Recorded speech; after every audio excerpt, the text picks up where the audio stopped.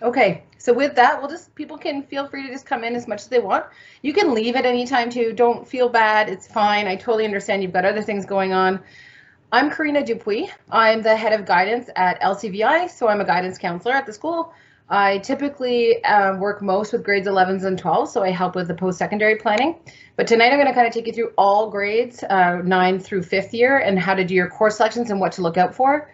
There's going to be a lot of new information and probably have a lot of questions, and I can't go into depth about everything or we'd be here for hours, but I'm always willing to take appointments and with you, and I'll show you where you can make appointments and stuff. In the meantime, I'm just going to pass the mic over to our principal, Ms. Conley, who just wanted to say a few words.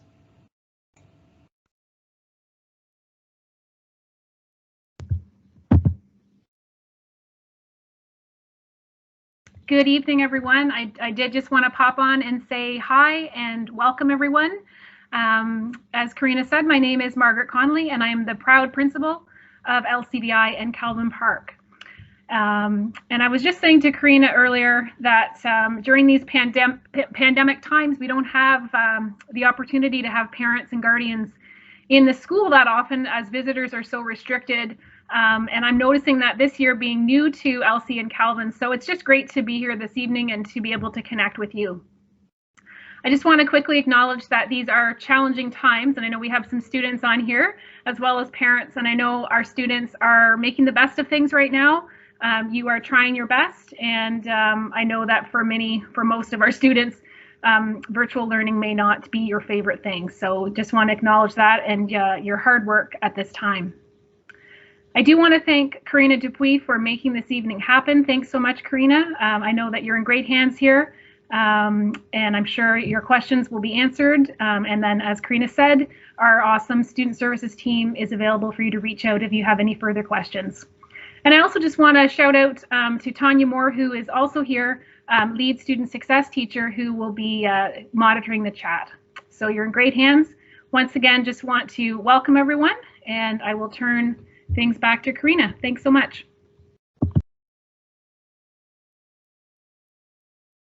Thank you, Ms. Connolly. Okay, so as I said, loads of information is going to be coming your way. Some is going to pertain to you and your children and some isn't. But I'm going to share my screen again. If you have questions, just fire them off in the chat and Ms. Moore will kind of field if they should be brought to my attention live or if they can be answered right in the chat. So I'm just going to share my screen with you. So I've already been visiting students' classrooms. So I've been in about 5 or 6 already today and Friday, mostly grade 9s and 10 classrooms. And this is the exact slideshow I went through with them, although I only did their grade with them, so it wasn't so much. So if you have a student sitting there beside you that's already seen me, they can kind of be your experts in the room because there is a lot of information to go over. But in the end, don't be overwhelmed because the process itself is actually really easy. So while I'm firing a lot of details at you, don't memorize it, don't need to write it down. I'll share it all with you again. It's just to kind of give you an overview. So I am going to talk about all the grade transitions. So I'm going to do grade 9 to 10, 10 to 11, 11 to 12, a few things about e-learning and some overall considerations for all grades. And I'll touch very briefly on returning for a 5th year, which I've noticed a number of students are interested in doing.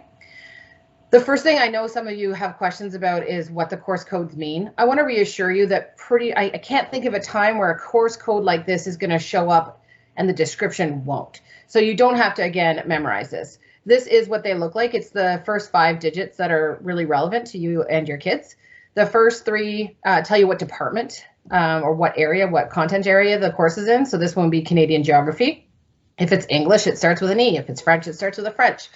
So for the most part, it's fairly straightforward. There are some anomalies, but the ones that really matter are the 4th and 5th digits. So the numbers, so that number 1 in the middle, reflects the grade that the course is in. So 1 for 9, 2 for 10, 3 for 11, 4 for 12.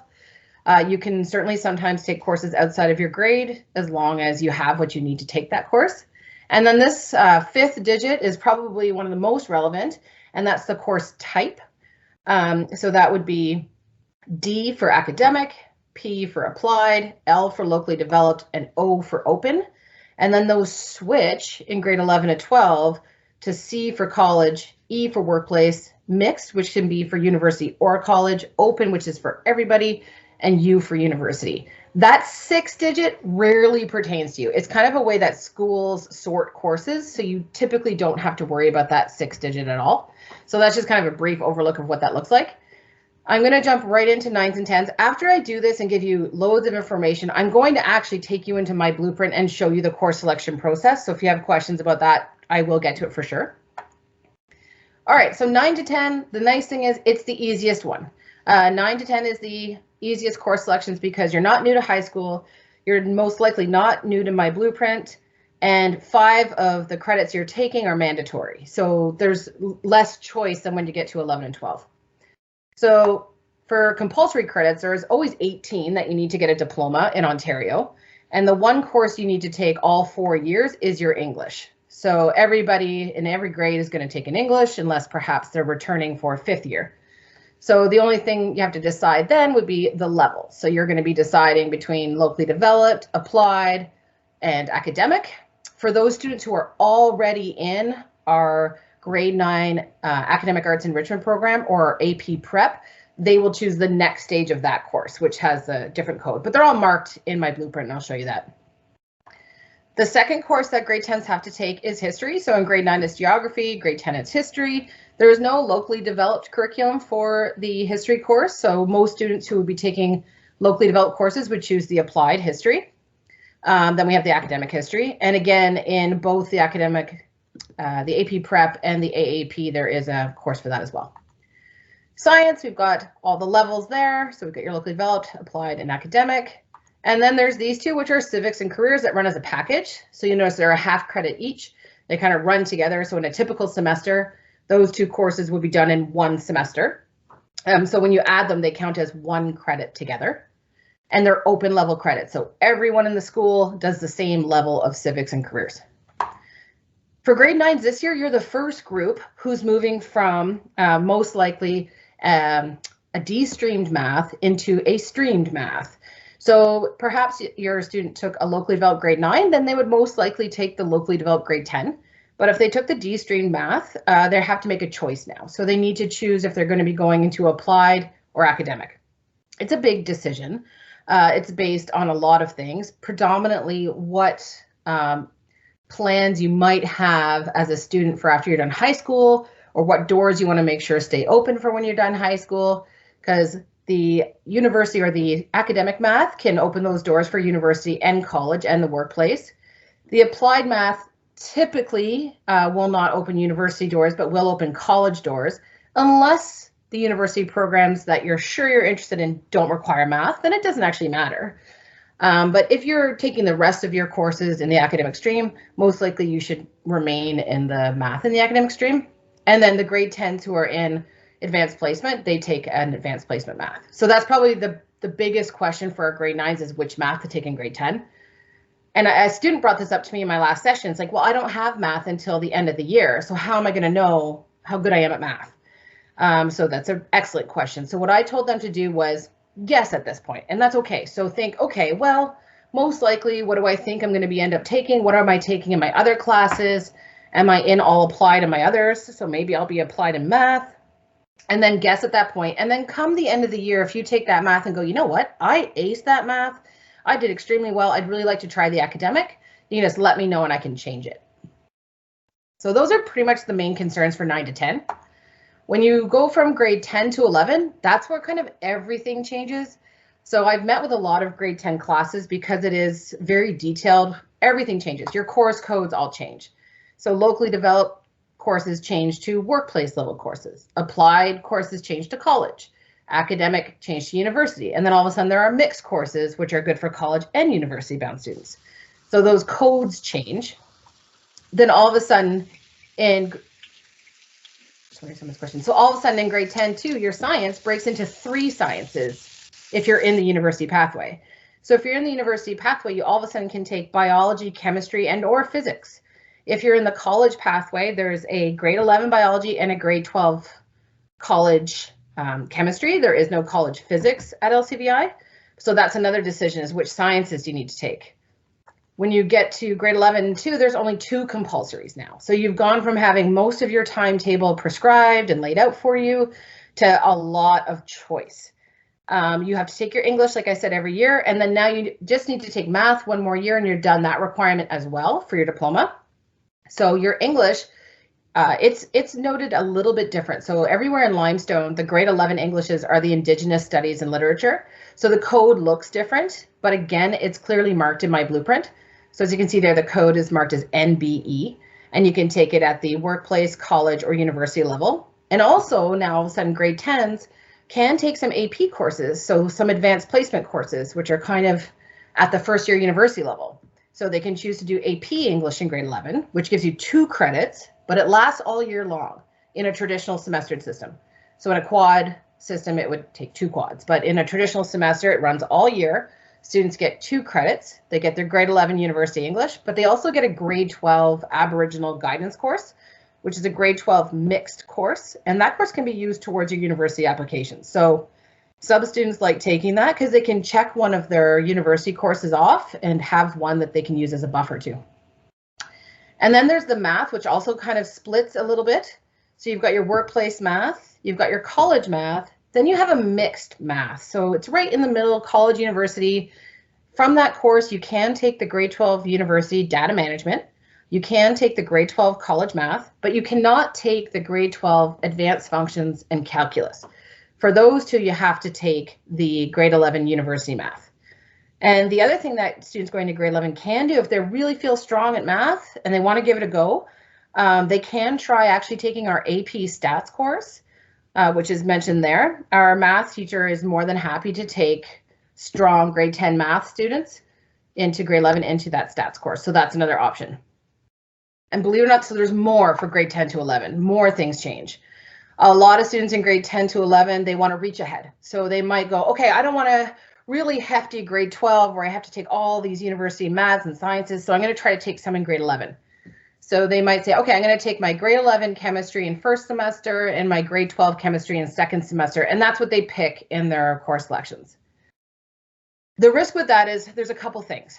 If we can make it work in a schedule, that's great. We're more than happy to do that. But a few things need to fall into place. First of all, when we make the timetable, the grade 11 obviously has to fit in before the grade 12 because you can't take the grade 12 without the grade 11 first. The other thing that can happen is you can have your timetable, it looks perfect. You got your grade 11 chemistry in first, your grade 12 chemistry in second semester. You got everything you wanted. Come September, we've had to change your grade 12 chemistry. And the reason for that is priority must go to students who are in their graduating year and need those courses for their post-secondary plan. And we often get new students all year. So we might get some new students in the summer that didn't have a chance to make their course selections, and they would get first priority at that class. So it has and will happen every year that some grade 11s will get pulled from a grade 12 and we'll have to find something else for them to take. So that is, I just want to give fair warning there. But this year, if it's something your student really wants to do, I recommend they put it down because what happened this year is so many grade 11s wanted to take their grade 12 physics. I don't know what it was about this year, but there was a large group of grade 11s that wanted grade 12 physics. When we got down to the time of looking at the timetables, there were an awkward number. There weren't quite enough to have 2 classes. So in way too many for one. So we had to remove all the grade 11s. But what ended up happening was there was so much interest that the school was granted another section of physics. So we actually got to run 2 at the same time and all those students got put back in. That doesn't happen all the time, but that's a good reason to put in your request so that we know who's interested, so that things like that can happen. These are kind of detailed things. I'm just going to tap on them. More things that change for grade 10s to 11s.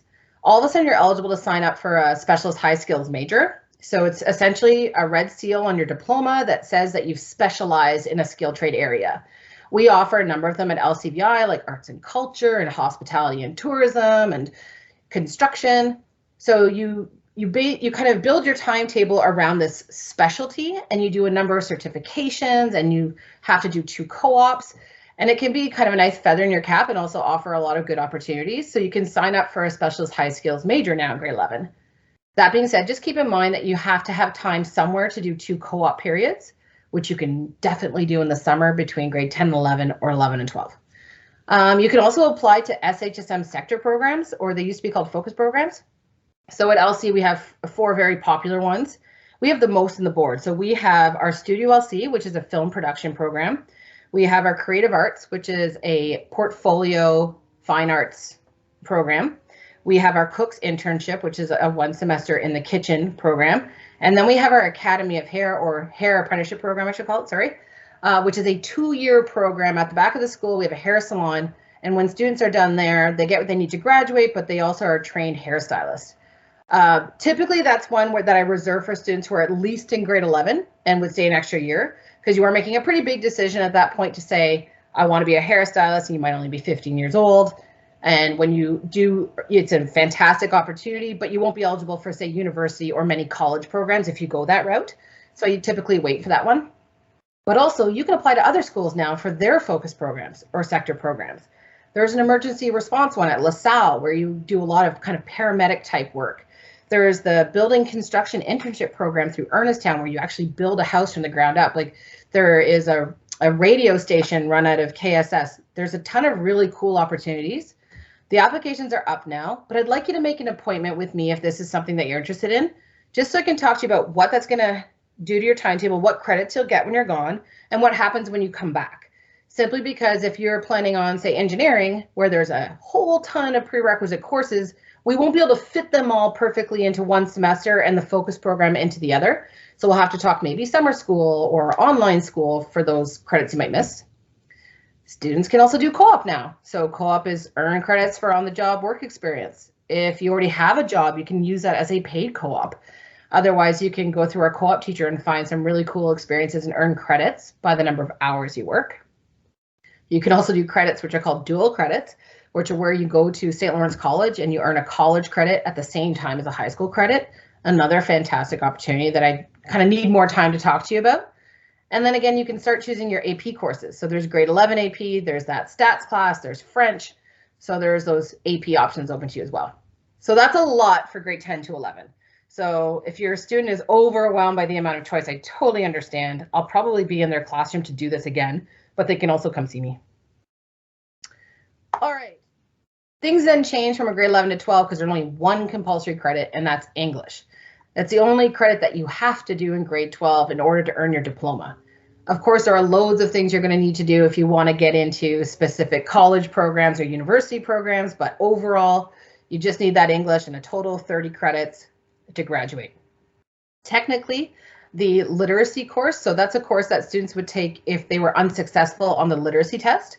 That can count as your grade 12 English, but only as a workplace level English, so it wouldn't help you with getting into college or university. And then we also have an AP English for grade 12 that we hope to offer, but they all run based on enrollment.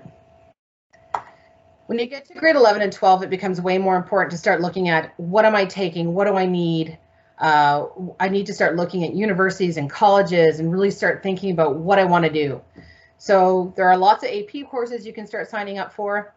If you're planning on university, you need to make sure that by the end of graduation, you're going to have a minimum of 6 grade 12 university or mixed credits, and you're going to have all the required credits for a program.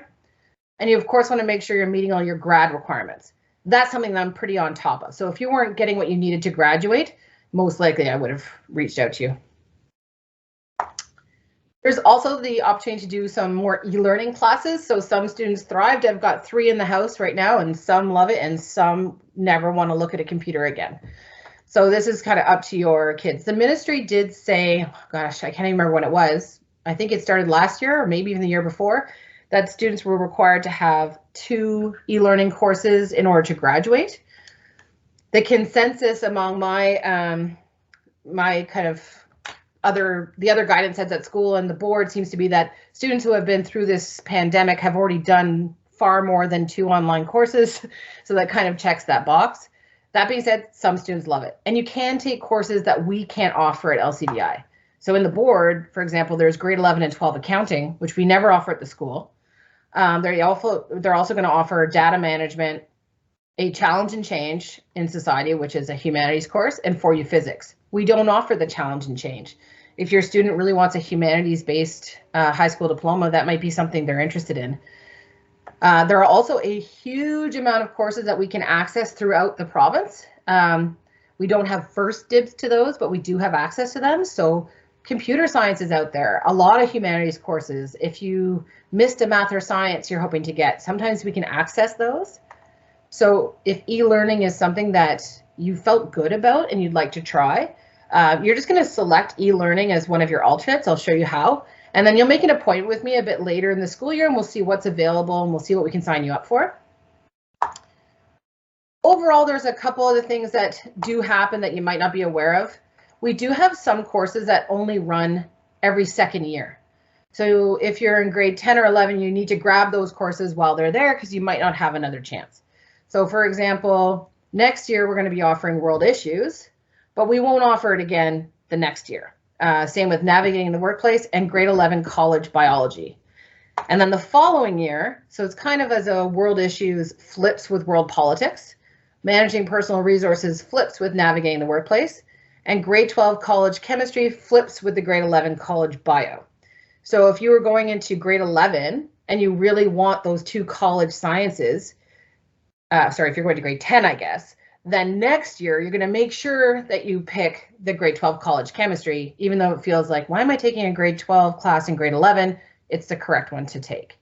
Kinesiology is another one. We're not offering it next year as we offered it this year. And then there's a couple new things too. I don't know if you noticed, but the ministry, another thing that they put down this year was they said that all schools are going to make available the option to choose an American Sign Language course. This by no means means that all of a sudden in September there are going to be 10 classes of sign language running in Limestone at the high schools. But what it does mean that the option is going to be put in my blueprint to select that as something you're interested in. That way the board can maybe look at whole board numbers. And if there's enough interest, perhaps it could be run as an online course, or if a school did get enough to run a course, they could start looking for an educator who's qualified to teach it. So it will be there as something to pick as an interest. And then there's a new one, which is the grade 12 mixed health science. I love this course. It is sometimes hard because if you're taking all the sciences, you might not want a fourth science.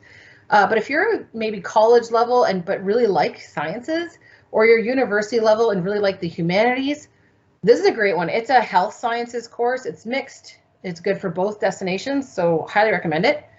But again, all these courses run based on enrollment. You can pick like the dream 8 courses and perhaps 2 of them won't be able to work out. It's just kind of the way it is. We're nearing the end here of this. So the overall things are obviously, are you taking what you need to graduate? I'll show you where you can see that. Are you taking what you need to complete your specialist high skills major if you are in fact doing one? And do you have all the courses you need for your desired college program? Do you have all the courses you need for your desired university program? I'll show you where to go for those. Do you have a plan for your community hours? So this year, if you're graduating, it is 20 hours. My assumption would be that it'll go back up to 40 hours for next year. I never know.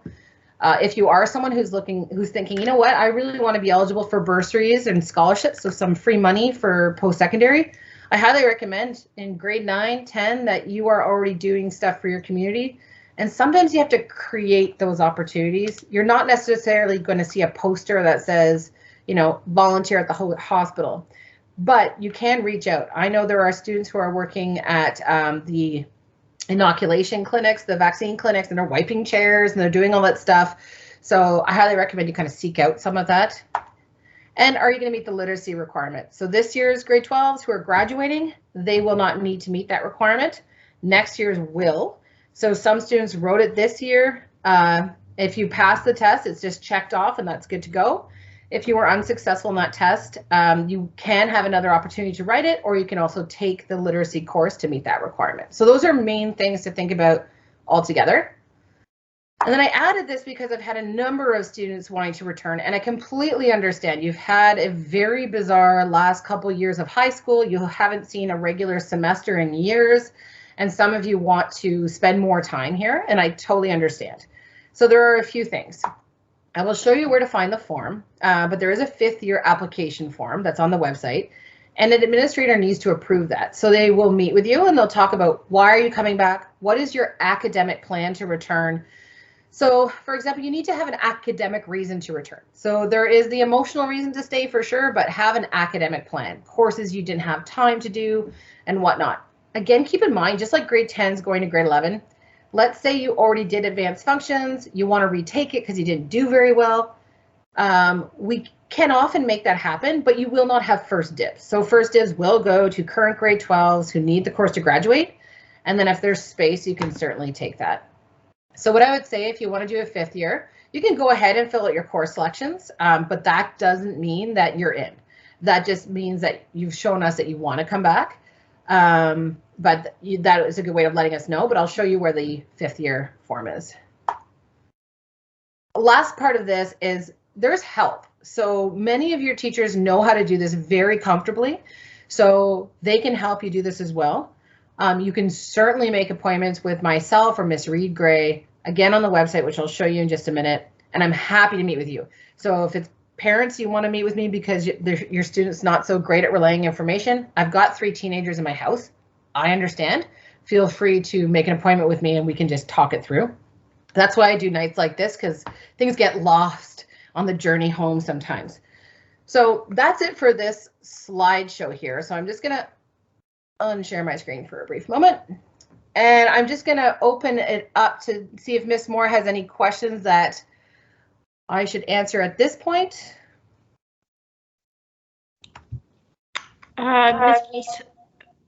Miss Post had a great question about students being in grade 9, not necessarily knowing what they want to do after high school.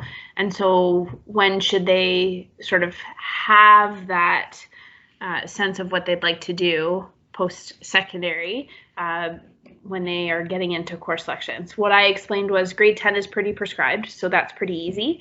But that I don't know if you have any suggestions for how to make some of those decisions getting closer to grade 11 and 12. Yeah, so I'm going to show you a few websites to go to as well to start looking at kind of programs that might interest you. My advice is always to be prepared for the hardest, most intense thing to get into so that everything is available underneath that.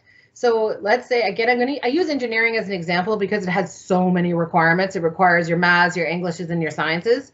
So let's say that's one of your options you're interested in, like my youngest daughter. She wants to be an engineer. Okay, great. But she's 12, so who knows what she wants to be. She also loves the arts and she loves social justice. But what I'm going to tell her is when she's going into grade 11, I want her to take all those maths and sciences so that when she's graduating, she can then make that decision and all those doors are open. That being said, it's not always an option for a student to do chemistry, biology, and physics. I don't think I could have managed that. So then it's just making sure that you have what you need. I don't think you need to have like a specific idea. The average that even in university that someone changes their majors 3 times. So deciding when you're 15 seems silly, but it's having a basic concept of, do I want to go to university? Do I want to go to college? Do I want to travel? Do I want to do a skilled trade? So maybe start getting ideas. And the number one thing that you can do is let me know what those ideas are. So I literally keep a little spreadsheet of every student's name. And as I meet students and they talk to me in the halls or they come to see me, I write down what they say. So if Joe comes to my office and says, yeah, sometimes I think about being a nurse, I will write the word nurse next to their name. That way, if anything comes up where there's a cool opportunity to go check out the health sciences labs at Queen's, I can type in nurse and every student who ever mentioned nursing to me is going to pop up.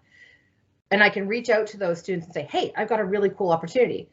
If I don't know what your thoughts are, it becomes very difficult for me to kind of let you know what the possibilities are.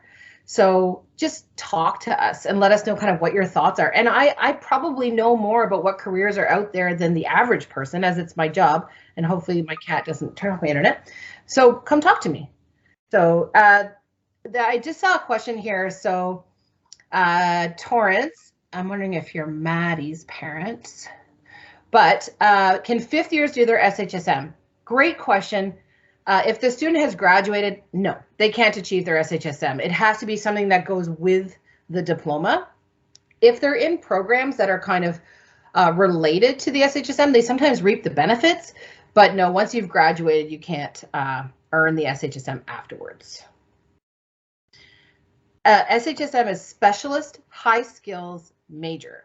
I'm going to show you a page on my website that kind of answers a lot of those questions because it is kind of a big conversation. Let me just see if there's any. Yeah, so the Gould leg courses can definitely count for sure. That's right. That's right. What Miss Moore just said.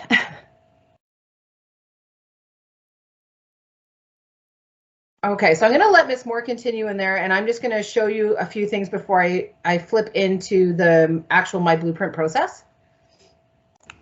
Ms. Dupuy, can I just ask a quick question just to double check? The course package for grade 11 AP English is NBE 3UE and NDG 4ME. That's correct. Okay, yeah, perfect. I just wanted to make sure I didn't give the wrong course code. Yeah, no, you're right. I do have a question about the grade 9. Okay. Like what I understood that they don't have options, so there are 5 courses that they need to take. Is there any electives or? There are 3, yeah. So they'll take a total of 8 credits, 9 courses, because the civics and careers are only worth half a credit. But yeah, there's 3 electives that they can take. So the mandatory ones are English, history, science, civic and career, and math. That's correct. And what are the electives? I'm going to show you some of those in just a minute. Okay, yeah, thank you. Yeah, no problem. Okay, so right here, this is something I'd like you to bookmark maybe somewhere. This is the website that we use for LCVI Student Services. So that's literally the name of it. It's lcvistudentservices.com. Luckily, we're getting enough traffic now that when you do Google LCVI, we do tend to come up. But there's a few things I just want to show in there as you kind of start going through this process. So whenever things come up, student services, so kind of general, so we've got homework help things that are available. We've got unique opportunities that come up for mentorships or for travel. I put them under the student services tab. I have a calendar of events that I put some of our main events on, so you can just click on the event and see what it is. And often it'll have a link right on there if it's a virtual event. For graduates, it's got a number of things. So you can look at this obviously from any grade. If you want to get a sense of what universities, what college programs are expecting, this Canadian Coast Guard program is phenomenal. What you need to get into that, I post whenever there is a post-secondary fair in here. Obviously how to apply. This is when I've done other talks about how to apply as well. And then there are specific links here for the 2 websites, the most important ones, ontariocolleges.ca. That'll tell you every college program in Ontario and what you need to get into them. And then here there is the Ontario University's website, which is again the #1. And it's not hard to find out. So I'm just going to quickly show you as an example. If I was interested in health sciences, and okay, there's health sciences at Queen's University. It's going to tell me some key information right on the front. It's going to tell me their grade range for acceptance. That doesn't mean if you have a 90, you're getting in. That just means kind of what their baseline is. It's going to tell you the size of the program. 170 is quite small, so you get a sense of how competitive it is. And then on this requirements tab, it's going to tell you what courses you need to take. Every program requires English. This one has a minimum mark declaration. They don't all have that. This one requires 4U biology, 4U chemistry, any 4U math, and then 2 additional. So every university program in Ontario requires 6 grade 12 university or mixed courses. So this is a great website because then also from here, you can go right to the program's website and find out more about it, what they do. So all the links are there on the website. And then under more, I have information on the advanced placement courses, and I'm going to plug also that tomorrow night at the same time, RJ is going to be doing a presentation on taking AP Math. So if you're a grade 10 or 11 and thinking of AP Math, I highly recommend you go check that out tomorrow night. The link is on the main page here. And then under course selections, here's the application for a 5th year. It's quite straightforward. Here's what we're doing right now. Here's some information on e-learning and what courses are being offered in our board. And then here's a quick 2-pager about how to actually do the course selections, but I'll show you. There's actually a little way that parents can access their students' accounts, so you might want to look at that. And then underneath, if you're old school like me and still like the big catalogs, here's our catalog for next year. So you can see all the courses. It has all the information about different pathways, what course codes mean, what courses we're offering. It gives you their descriptions, all their prerequisites. So you have a nice big old catalog here. If that's something that helps you, feel free to use that. So I just wanted to show you that website and just quickly here on the home page that here is the AP math session that's going to be run by Ms. Riley tomorrow night at 7 o'clock. So there's an MS Teams link right there if you're interested. All right, so my blueprint. Your kids are much more comfortable with this than you probably are. They've all used it for probably a couple of years because they typically use it in grade 8 as well. So this is what it will look like for someone who's in grade 9. So for someone who's in grade 9, all these 8 sections here in this first column will be filled out. If they've already completed the credit, the mark will even show. So it's a nice way to kind of keep track of final marks. It'll show kind of every course that they've taken this year and every course they're planning to take. And what's important here is that you keep track of these kind of numbers. So this is your graduation indicator. It shows how many have been earned, how many are still being in the planning, and how many total you have on your schedule. And you want a total of 30 by the end. So if you're going into grade 10, the nice thing is there is an indicator here to show you what class you should put in there. But just because it says English, it doesn't mean English is in there. It means you have to select which one you want. The reason it's like that is that some students do courses in summer school and they don't need that grade 10 English, so they can put something else there instead. But if I'm going into my English, what's easiest for me to look at is I filter by grade. So I've clicked on my English. I'm going into grade 10. I just want to see grade 10 courses so it's not so confusing. And this is going to simplify it a little bit for me, even though it is still a lot of information. So you're going to notice that there are courses that have already been earmarked for example, the academic arts program. So if your student's in grade 9 and in academic arts, this is the one they're going to choose. It'll give you some warnings. It'll say, please only select this course if you were in the academic arts enrichment program in grade 9. I will notice if you've selected it and hadn't done it before, and I'll have to take it out. Otherwise, if you're staying in the academic stream, this is your English right here. You've got locally developed right here, and you've got grade 10 applied. So I'm going to, for the sake of this, just choose my academic English. Same thing goes for the math. So if you're going to grade 10, you're making a new decision, but I'm going to filter it again so it's a little less confusing. And I'm going to pick which math I want to take. So this student is planning on university, so I'm going to go, yeah, I want to take that one. Same thing with science. I always filter, makes it easier on my eyes. Grade 10 academic science, I'm going to add that. Grade 10 academic history. So even for me, if I don't filter this right now, I find I'm having a really hard time looking at what I'm picking. So I'm going to pick that. It will warn you. So if I had picked, for example, academic not history, sorry, is a bad example. If I had chosen academic English, but in grade 9, I took applied level English, it'll give me a red flag. So it'll say you don't have the proper prerequisite for this course.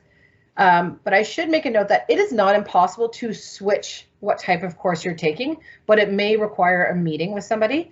If you really struggled in an academic year and you're like, you know what, I really think I'd like college level or applied level, it's an easy switch. We can do that. I would hope to meet with you first just to make sure it's clear that what happens when you change and what happens to your options afterwards. And if a student chooses a change, I will reach out to parents to make sure that they understand the change as well. If you did grade 9 in mostly applied level and you're like, you know what, I destroyed this year. I did so well. I felt like it was really easy. There wasn't enough work for me. I'd really like to switch into some academic courses. We'll have to just have a meeting. So it's not as easy as just picking them. There might be some gaps in learning that we have to kind of figure out. But if that's something you want to talk about, don't hesitate to reach out at all. Civics, as I mentioned, civics and careers are both half credit courses.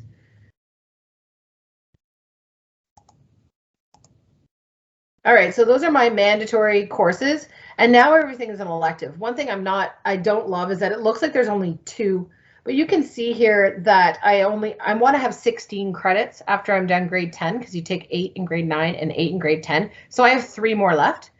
So this is where you're going to find all your electives, as I was just being asked about.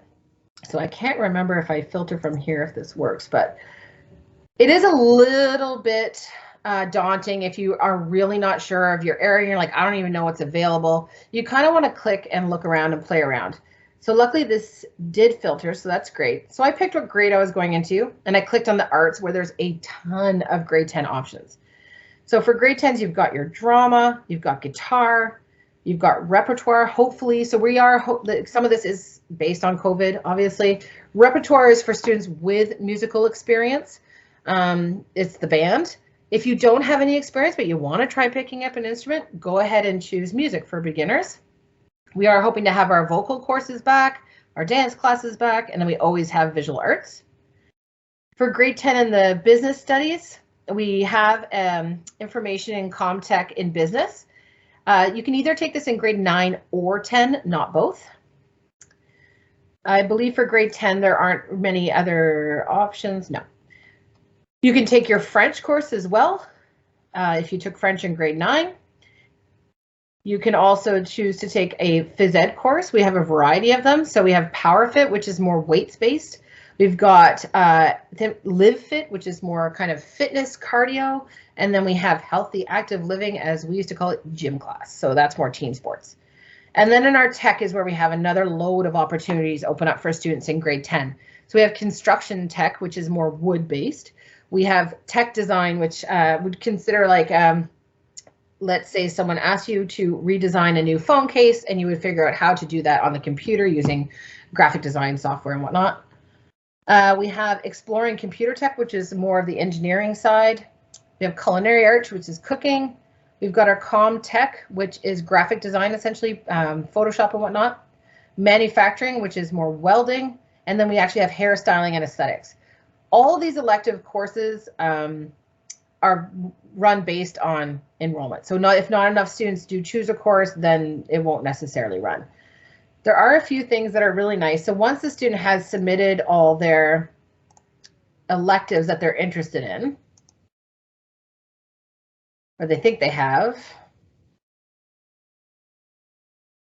let's see here, because it's not letting me move forward because I haven't picked enough. So I'm just going to say I've picked drama. And then another spot opens up for that 9th credit. So as soon as you get down there, it does open up. So at this point, your students are going to be able to click on here on their plan and go to review and submit. And once they do that, all their warnings are going to pop up. So it might be things like you don't have the prerequisite for this course. So you might have to go back and look, oh, what did I choose? Did I choose the wrong one? Or you can push past the errors. You can still submit. And there's a spot that pops up that says a note to guidance, and you just let me know why. So you might say, hey, I'm doing civics careers in the summer, which is a really popular choice for grade 9 going to grade 10. So I didn't put it in my choices. And I'm like, that's great. Well, all that matters to me is that I see a full course load of 9 courses. And on when you're in here, you're going to see that there's spots for your alternates, and you're going to pick alternate courses. Oh, I see why it's thinking I'm in the wrong grade. So here I am. So it's going to give you spaces for your alternates. You have to pick a couple because, as I said, if you picked manufacturing, drama, and hairstyling, and then unfortunately the hairstyling is working at the same time as the manufacturing and you can't take both, we need to know what your backup options are because otherwise you might end up in a situation where you're picking from what's left. So you want to put backup so we have a good sense of what you want. It also helps our administration know what courses can run. So if we have these are random numbers, but let's say we have 15 students that chose drama as a main choice, but we've got 25 that chose it as a backup, that could definitely still mean a full class. So if students didn't pick their alternates, we wouldn't know there was all that extra interest in drama. So they have to do that. One thing that's really cool about this program for parents and kids, you can go ahead and plan your whole 4 years. It's not going to submit your grades you're not going into to me. You can change those as often as you like. It's only going to submit your next year grades. So you can go ahead and fill this out. And what's cool about that is once you get done to 30 credits, down here you can refresh your eligibility.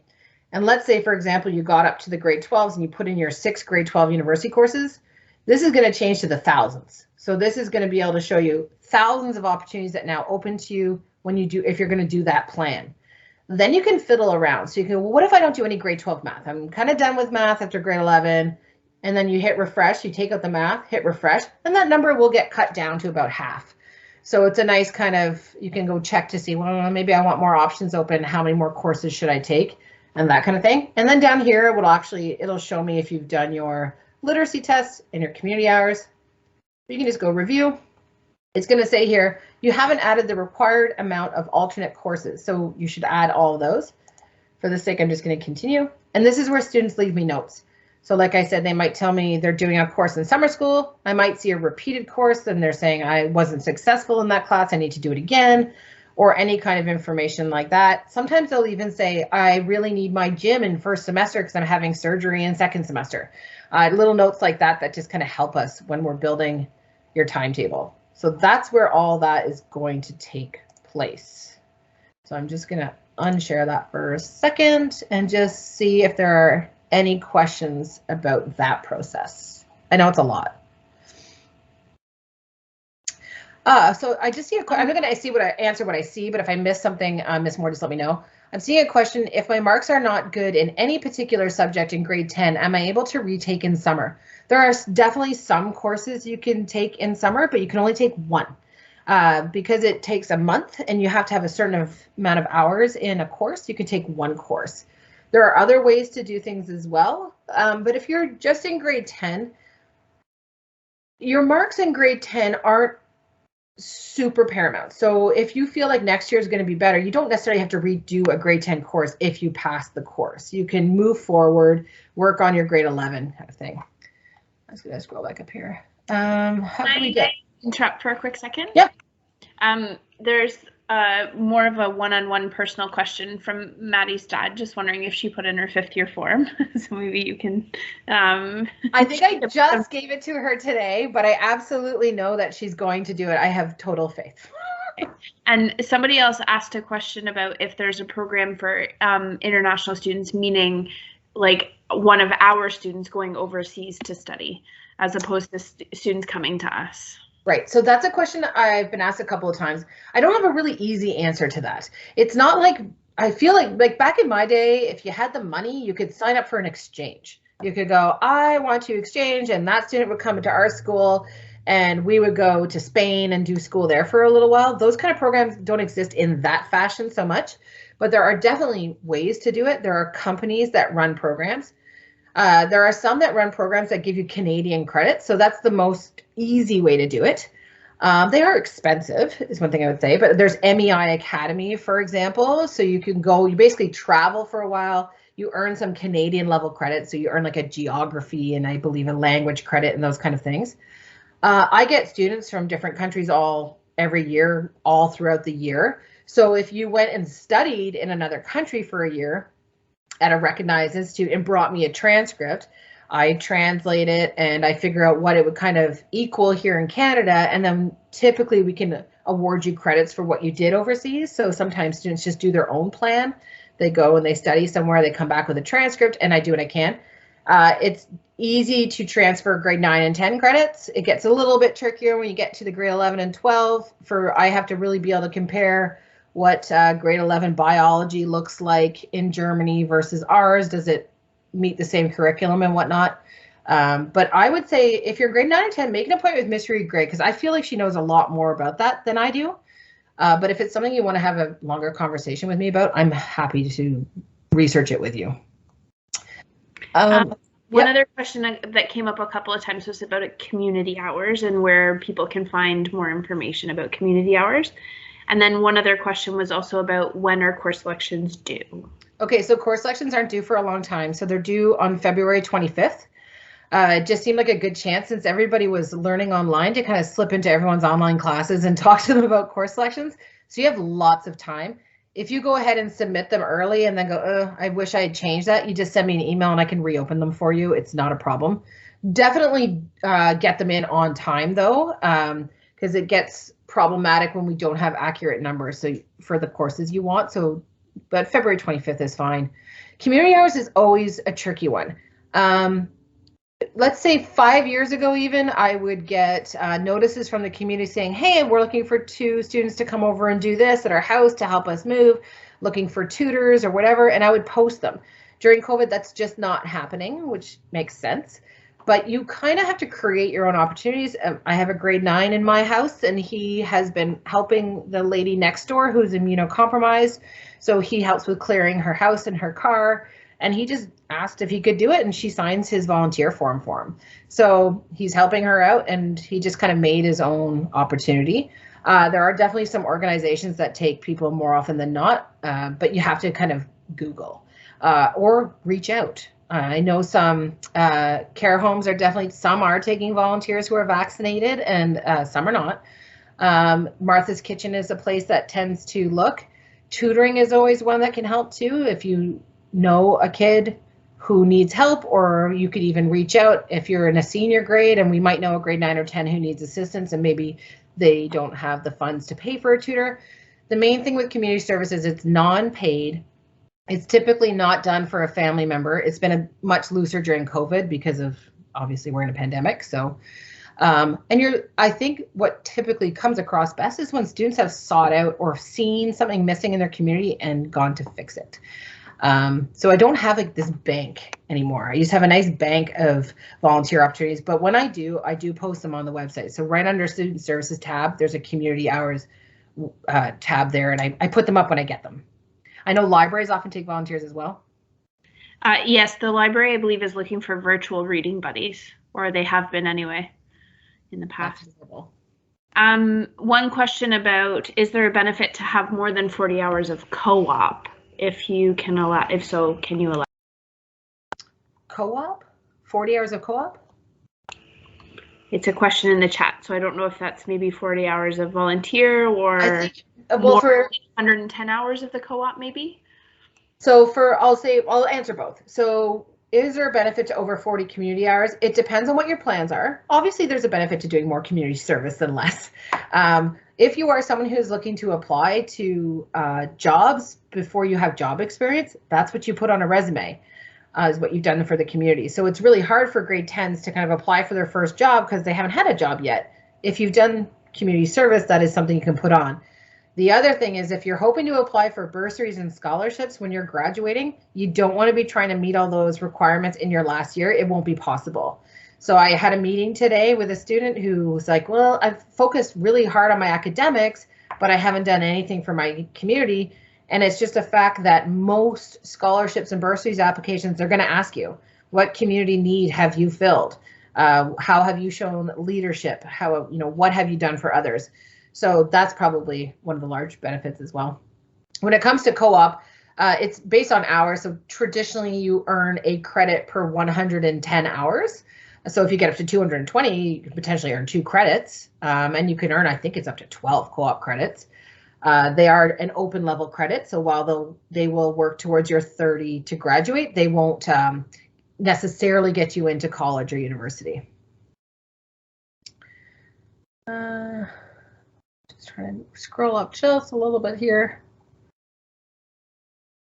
If it doesn't let you choose a course, like I said, you might have a red exclamation mark, but if you know that's a course that you want or you should be taking, just push past the errors and I will get flagged. It will tell me your errors and we can communicate about that. Oh, Gabriel, don't worry about that. Those are just codes that we had to put in. So it's just because you're doing a course online, so you have a spare in the school. So that's not going to affect, it's never going to show up anywhere.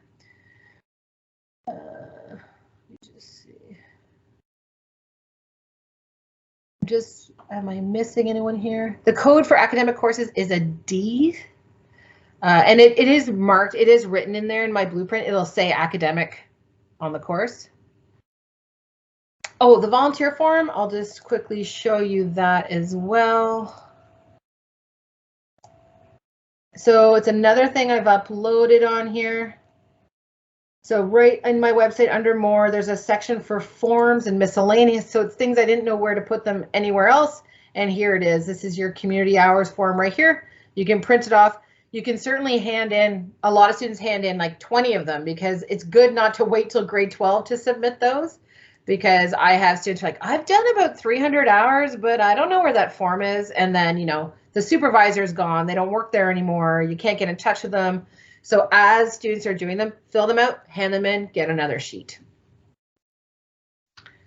There's a question if kinesiology is offered next year or the following year. It'll be the following year. Okay. Because we offered this year.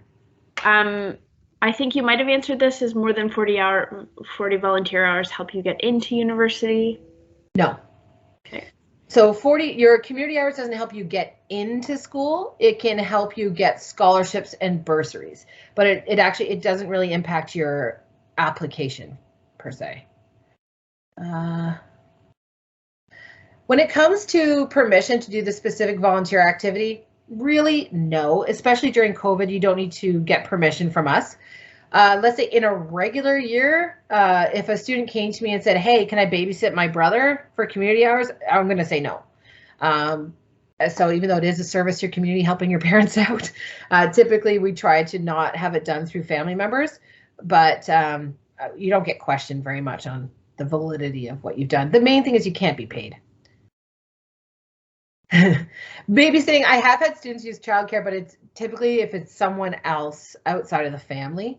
But you know what, there are exceptions to everything. So let's say you have two parents who work or a single parent who works all the time.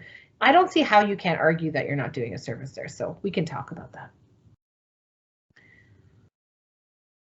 Am I missing any other questions? I know I have shouted a lot of information at you, so I know that can be a little bit daunting, but as I said, so I've recorded this. I am going to post this recording on the website that you just saw under course selections, and I'm also going to post a PDF of the PowerPoint that I just did. So if you have questions or you want to go back and see a link that I put on, it'll all be there. So we've talked for an hour, so I'm just wondering if there are any last questions about course selections.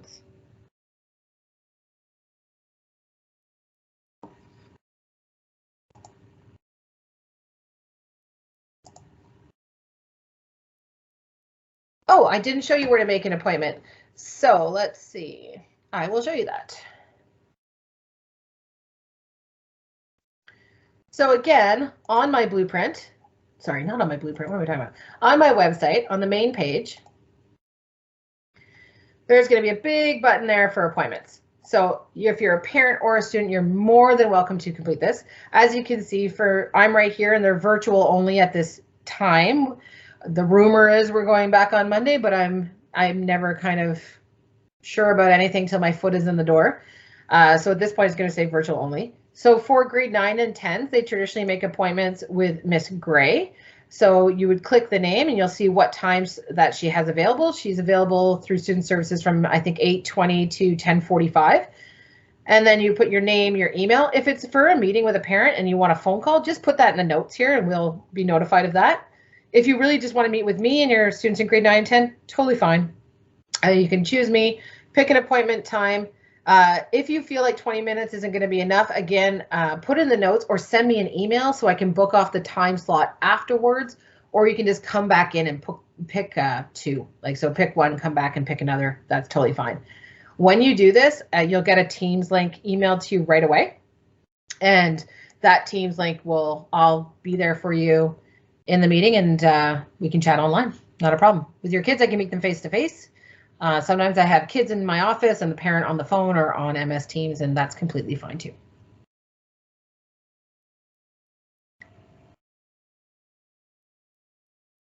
Is there anybody else out there? Oh, you're welcome. I love being able to meet with you.